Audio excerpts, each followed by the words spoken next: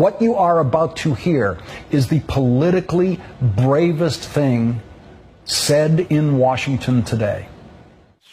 If I told you that 1 out of 3 African-American males is forbidden by law from voting, you might think I was talking about Jim Crow 50 years ago.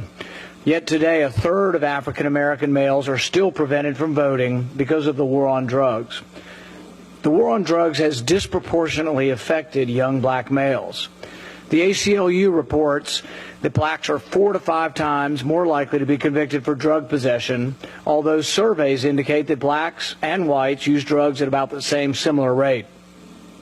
The majority of illegal drug users and dealers nationwide are white, but 3/4 of the people in prison for drug offenses are African American or Latino.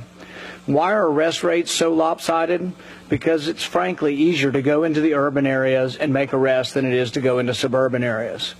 Arrest statistics matter when applying for federal grants.